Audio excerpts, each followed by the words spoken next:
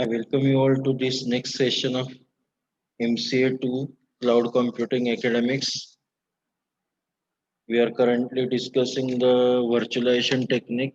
Last session we have seen the basics of virtualization.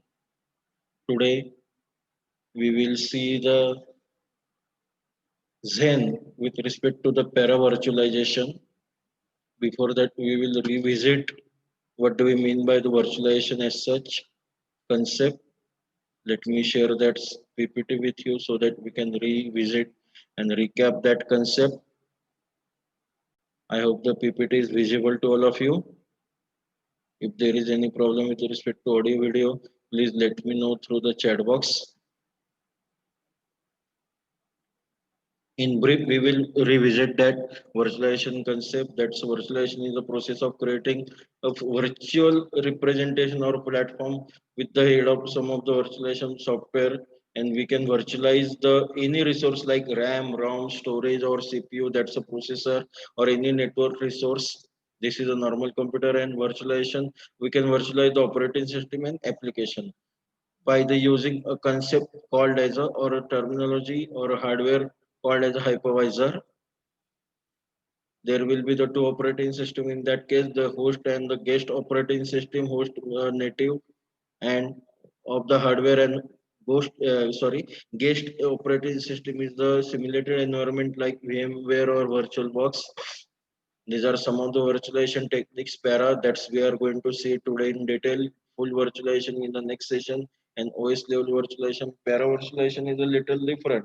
Unlike the full virtualization technique, the guest server are aware of the one another, and when the para virtualization hypervisor doesn't need as much processing power to manage the guest one, which is the and this is the full virtualization. That's we are virtualize everything using even the underlying operating system also, and this is the OS level. That's even OS is also virtualized.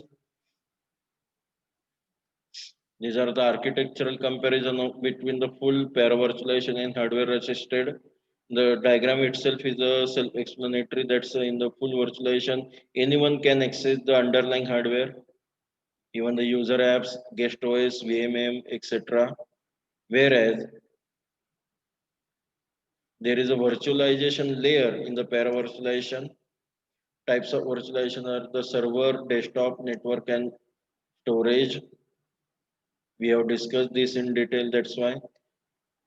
Then hypervisor is also known as a virtual machine monitor. That's a VMM and is a process that creates the and runs the virtual machines across the virtualized environment.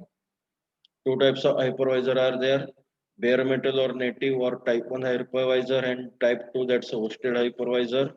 Type 1 which is also called as bare metal, where there the gen is whatever today's option is there.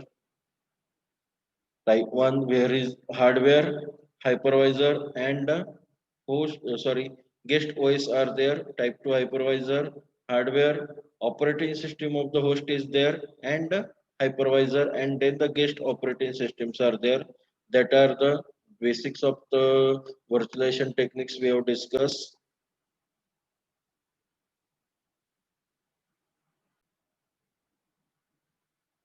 Okay, we will start with our next point of the virtualization. That's a para virtualization.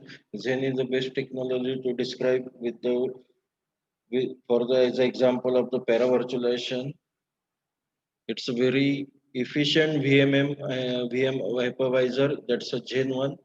The main objectives of the Gen are the low overhead for the implementation and the scalability. That's scalability and horizontal scalability. The key ideas behind the para virtualization are the faster but the required changes to the guest OS and use of x86 protection rings. That's processor protection rings. Virtual machine let the different operating system can run the same time on a single computer. That's the main objective of the virtual machine. Windows, Linux, Mac OS, real-time OS, and conventional OS, production or new OS being tested. That's how the VMs are working out at the Zen virtualization. That is para virtualization. Now how it is being done. Hypervisor or VM monitor defines the two or more virtual machines, and each virtual machine then will have its own virtual CPU. virtual physical memory and its own virtual disk. That will be the two or more virtual machine defined by the hypervisor or VM monitor, that's virtual machine monitor. The actual hardware is like this, that the CPU means the processor plus memory and the disk will, that the storage will be there. Then using hypervisor in between, you can have the virtualized environment of the virtualized representation of the processor, memory, all the resources. But there is a one caution of word that in a conventional ways, kernel execute the privilege and supervisor mode and can do the virtually anything. User processes execute the user mode and cannot modify their page tables and cannot execute the privilege instruction. That is a caution of word in case of the paravirtualization. Like the conventional OS architecture is user mode, user processes call, you interact with the kernel with the some of the system call, and that is a privilege mode. Kernel will work on in a privilege mode, whereas user processes are customized or predefined as per the in the user mode.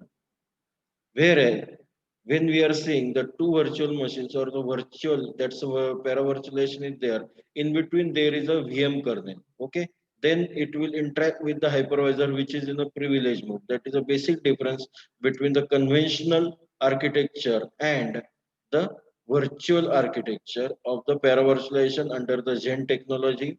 So what is expected in such a cases that whenever the kernel of virtual machine issues a privilege instruction.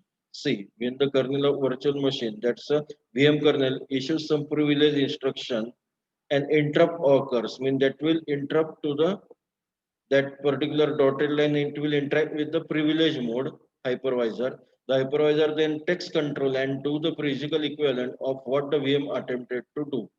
Means on behalf of VM kernel, hypervisor will do the work in a privilege mode, but for that purpose, it must convert the virtual RAM addresses into the physical RAM addresses, and it must convert the virtual disk block addresses into the physical. That's the reverse procedure of the virtualization. Okay. While doing virtualization, we are converting or mapping virtual addresses onto the physical addresses. Now we have to convert that virtual addresses into actual physical addresses. That is said that the conversion should be there. Then how we can translate the block addresses for that purpose? Access the block XY that VM kernel will first access the virtual disk. Then that block VU or actual disk hypervisor will contain, and accession will be done through the hypervisor to the actual disk. Means in between there will be the hypervisor in between VM kernel or user processes and the actual disk. That is how the translating of block addresses will be done. Then how the handling of input and output instruction will be done. That's a difficult task because the wide variety of devices mean the number of virtual machines can be there. On that one number of virtual machine, number of apps can be there, and the apps can be using, maybe using various kinds of input methodologies, and for that purpose it's a difficult one. Again, they might require outcome in a particular customized way, then it will be a difficult, more difficult one due to the wide variety of devices. Then some devices may be shared among the several virtual machines. Means given one device or given one app, given one activity, that might be divided across the virtual machines, like the printers, shared disk partition, etc. Means one printer might be shared by the number of virtual machines. That's why again the complexity of handling input and output instruction will be increased, and that's how want to let the Linux and Windows to access the, that is with respect to the shared partition. Then the virtual memory issues. Each virtual kernel, VM kernel manages its own memory, it page tables, map program to the virtual addresses in what it believes to be the physical address. Because for as a domain of the virtual machine kernel, it's a physical address, though it's a virtual one with respect to the underlying hardware, underlying the resources. But at the domain of virtual machine, it's a physical one. This is the one technical dilemma which always incurred occurs while in a virtualization, paravirtualization mode, that if suppose page 375 of process A is stored in the page frame 435 using one of the VM kernel, then that page frame 993 of the actual RAM, and then the hypervisor will be there. Then how to map that page's virtual page table to the physical page table. Then the solution is address translation must remain fast because it should be the in a real time hypervisor lets each VM kernel manages their own page table but do not use them because they may contain the bogus mappings means bogus with respect to the hypervisor. It is not a bogus with respect to the VM machine, but with respect to the hypervisor, that is might be bogus one. It maintain instead its own shadow page table, which the correct mappings. That is how we can have the solution to this problem.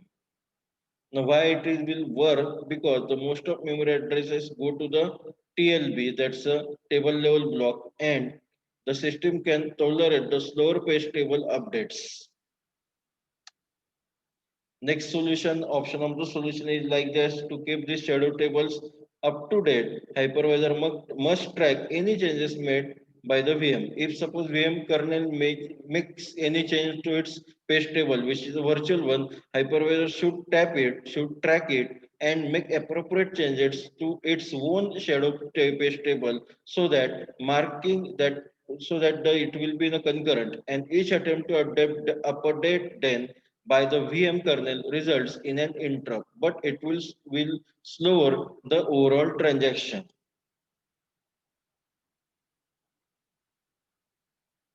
Now the nastiest issue is like that.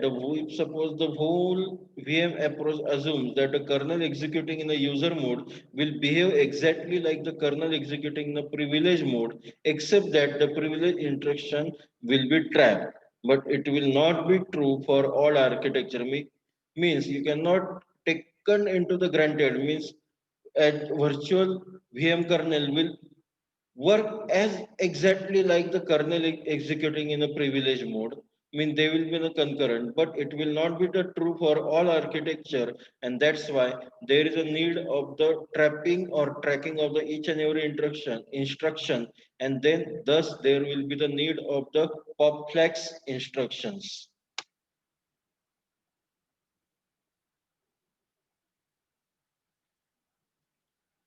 Also, we can have the VMware solution, the mask the issue through the clever software, masking the issue through the clever software using some of the dynamic binary translation when the direct execution of code could not work. Then the Zen solution can be there with respect to the para-virtualization. The big advantage of the Zen solution is the faster performance and the big limitation is need to modify guest operating system every now and then. That's why it will be the one of the big limitation. That's presenting what do you mean by the Zen. That's presenting a virtual machine abstraction that is similar but not identical to the underlying hardware. That is nothing but the para-virtualization. Impact on the guest OS will be the somewhat less. Like if suppose the in a previous it was 1.36%, then in the Gen it will be the 0.04% of the total x86 code base. Virtual machine exported by the hypervisor is not identical to the physical machine. As we have seen, it will be the similar one, but not the identical one. And the share of physical machine of each virtual machine may consist of non-contiguous pages. That's called memory management using Zen paravirtualization. These are the some of the Zen tenets that support for unmodified application binaries is essential. Then supporting full multi-application guest operating system is important. That's how we can raise the guest operating system protection issues where paravirtualization is necessary to achieve the high performance and it's a bad idea to hide the effect of virtualization from the guest OS in with respect to the Zen paravirtualization. That's how we can have the Zen memory management also. That's a hardware. It's a hardware managed. It has no tags identifying the processes, addresses, spaces, and need to flush TLB at each context switch to overcome this, we can do the clever trick that's a top 64 MB region of each address space is reserved to the Zen with respect to the TLB, and thus it can execute the Zen code without changing the page map and the flushing the TLB. That's a table level block, and that's how we can protect the guest OS also. The main issues the guest OS is facing with respect to the protection are it must prevent user applications for altering guest OS. That's a no good solution if the guest OS is kernel OS kernel runs in a user mode. That's why it has to be in a privilege mode. Then the gen takes the advantage of the ZOS ring architecture. These are some of the x86 protection rings, how the level 0 to 3 can be there. Concept pioneered by the Matrix. Multiple level of protection can be implemented with respect to the x86. These are some of the generations. That's the first, second. X stands for the generation. First, second, third, fourth, fifth. Currently, we are in the sixth generation of the that 86 ICs.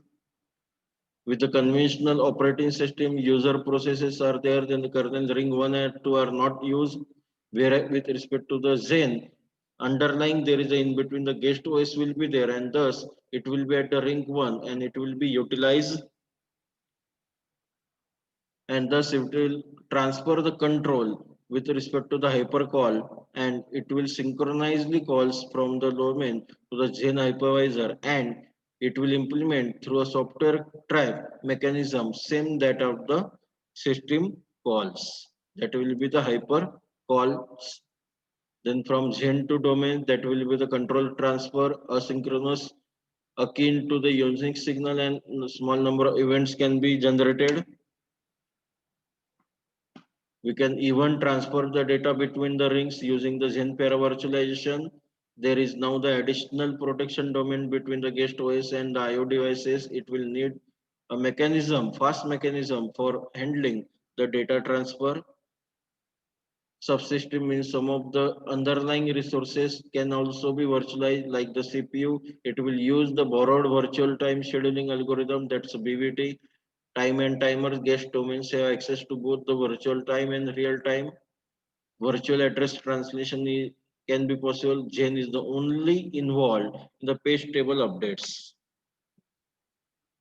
Subsystem virtualization is there, can be possible. This is the performance comparison with respect to the relative score to the Linux and spec or using Zen. Higher values are better.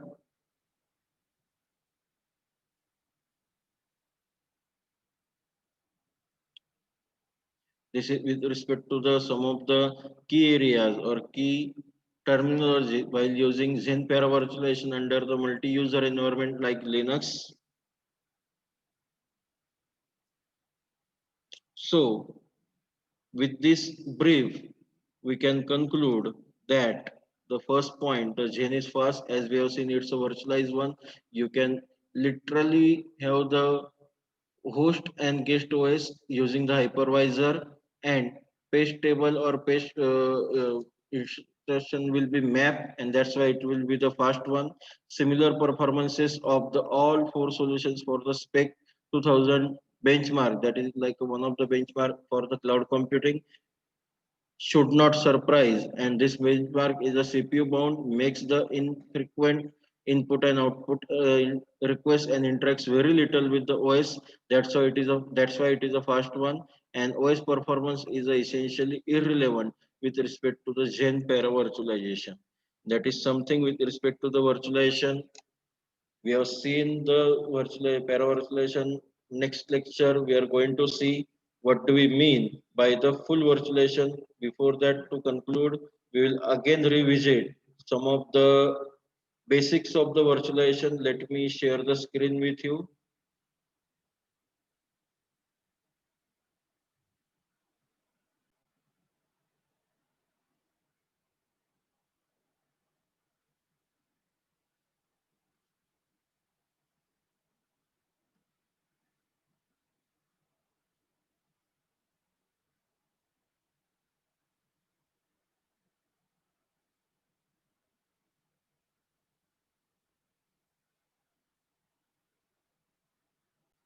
Okay, stop the share. Yes.